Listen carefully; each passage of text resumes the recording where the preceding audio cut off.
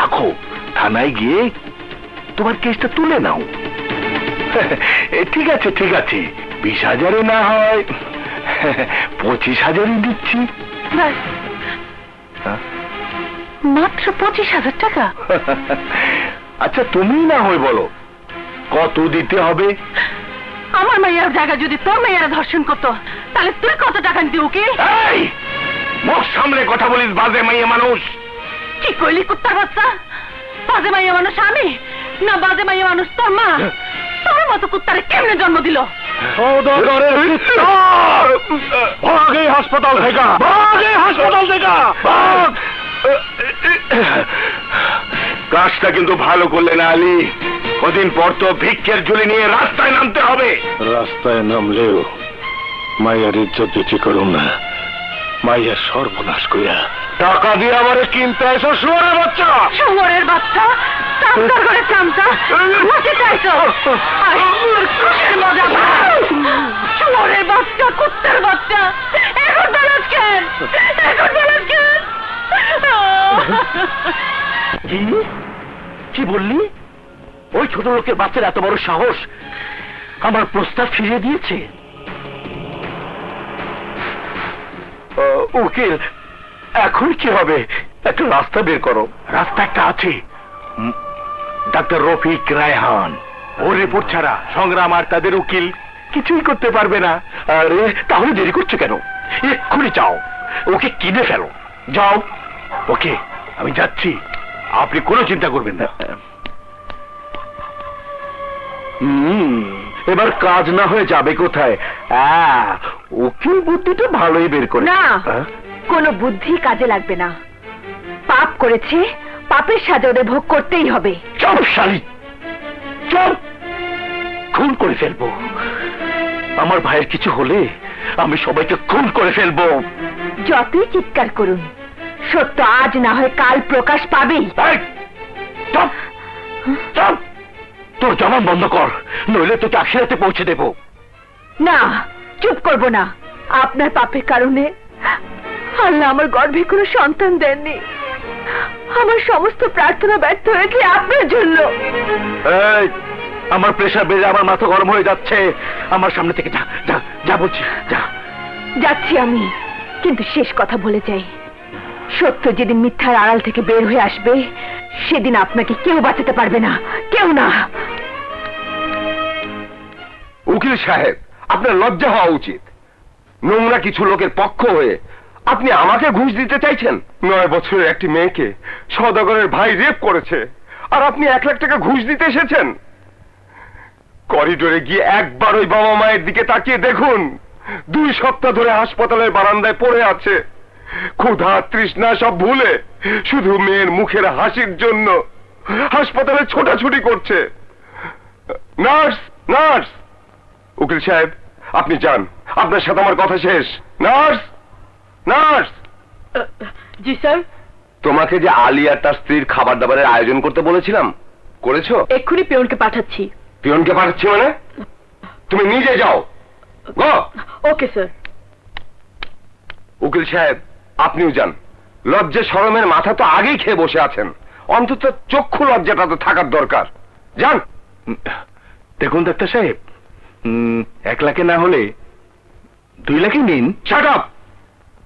2 লাখ টাকা আপনি দিতে চাচ্ছেন ওই 9 বছরের মেয়ের ইজ্জতের দাম? জানেন ও এখন কতটুকু কষ্ট পাচ্ছে? কপাল ভালো থাকলে হয়তো বেঁচে যাবে। Doctor Nayan, doctor Nayan, doctor নয়ন।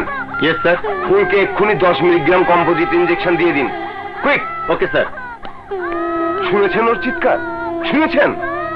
ওই দিনের দৃশ্যগুলি এখনো বেচারি মেয়েটাকে তাড়া করে ফিরছে। 3 বার ওর সেলাই ছিঁড়ে গেছে, 3 বার। রক্ত দিতে হয়েছে 20 ব্যাগ। আর আপনি মাত্র 2 লাখ টাকা আমাকে কিনতে এসেছেন? বেশ শরম। 5 লাখ টাকার 1 পয়সাও কম হবে না। 5 লাখ? এত টাকা? 1 টাকা কম হলেও চলবে না। ভিকটিমের বয়স মাত্র 9 বছর। কথাটা ভুলে গেলে চলবে না। ঠিক আছে, পেয়ে যাবেন, কিন্তু সাক্ষী? আপনি যেভাবে চাইবেন সেভাবেই হবে।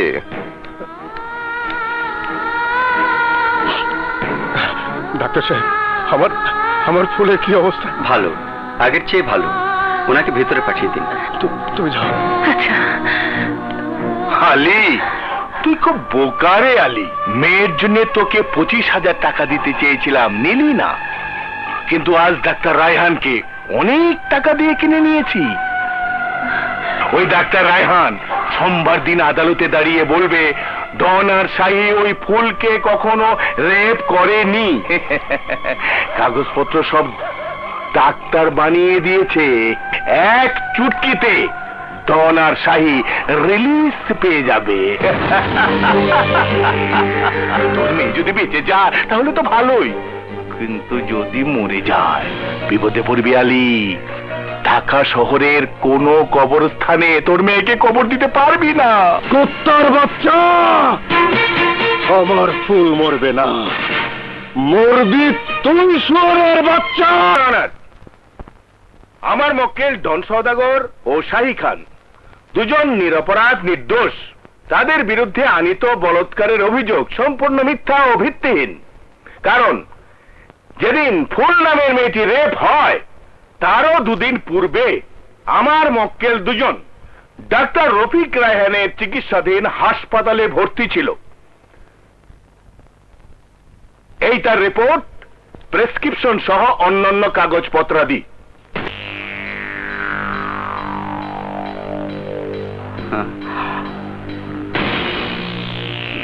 ডাক্তার রফিক রায়হান, ঘটনার দিন কি এই আসামি দুজন আপনার চিকিৎসাধীন ছিল? জি ছিল।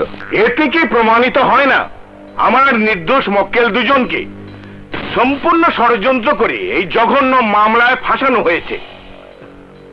আমি মহামান্য আদালতের কাছে প্রার্থনা করছি আমার নির্দোষ মক্কেলদেরকে সসম্মানে মুক্তি দেওয়া হোক। That's all your honour.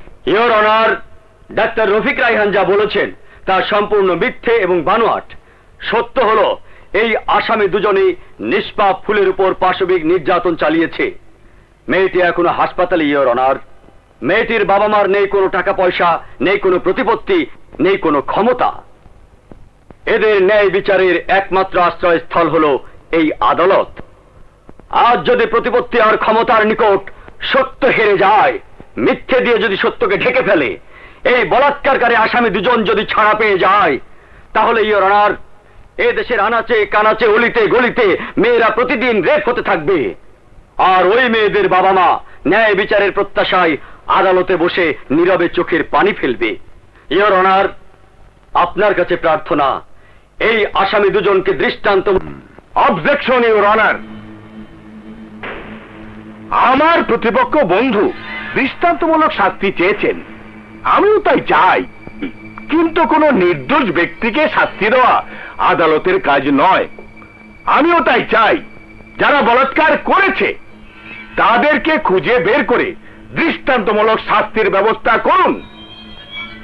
That's all your honour.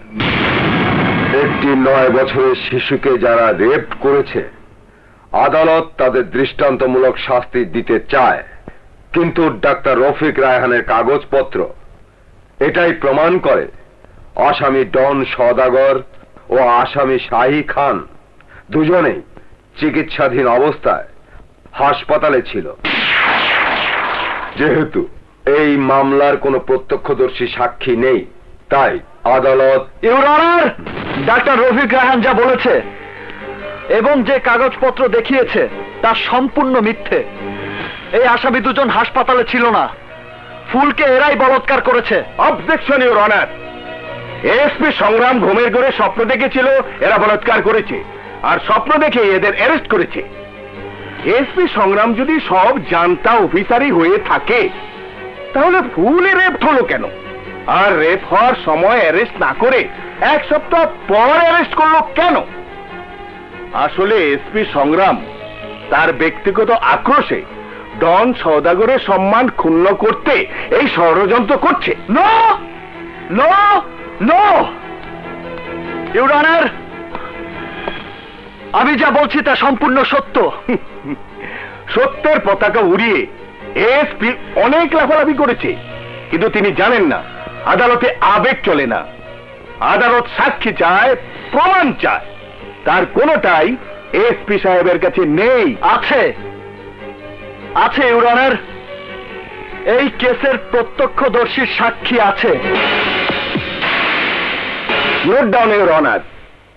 SP সংগ্রাম আদালতে এক নতুন নাটক শুরু করতে যাচ্ছে। সেই নাটকের নাম প্রত্যক্ষদর্শী সাক্ষী। তবু আমি জানতে চাই, প্রত্যক্ষদর্শী সাক্ষী কে, কি নাম? এই আদালতে কি তারা আছে? এই সাক্ষী আদালতে এসে সাক্ষী দিতে পারবে না। কিন্তু কেন? তাদের পার্সোনাল প্রবলেম রয়েছে। Personal problem? Your honour, SP সংগ্রামের বক্তব্যই এই মামলা খারিজ করতে যথেষ্ট। ইওর অনার, আমার মক্কেল দুজনকে পুলিশের কাছে ধরিয়ে দিতে সাক্ষীদের কোনো পার্সোনাল প্রবলেম ছিল না। আজ আদালতে সাক্ষী দিতে সাক্ষীদের পার্সোনাল প্রবলেম। আসলে ইওর অনার, এই মামলার কোনো প্রত্যক্ষদর্শী সাক্ষী নেই। অবজেকশন ইওর অনার, সাক্ষী আছে। যে দেখেছে বলাৎকার হতে, আমি সেই প্রত্যক্ষদর্শী সাক্ষীকে আদালতে হাজির করব ইওর অনার। এই আদালত আগামী 10 তারিখে প্রত্যক্ষদর্শী সাক্ষীকে আদালতে হাজির করার নির্দেশ দিচ্ছে।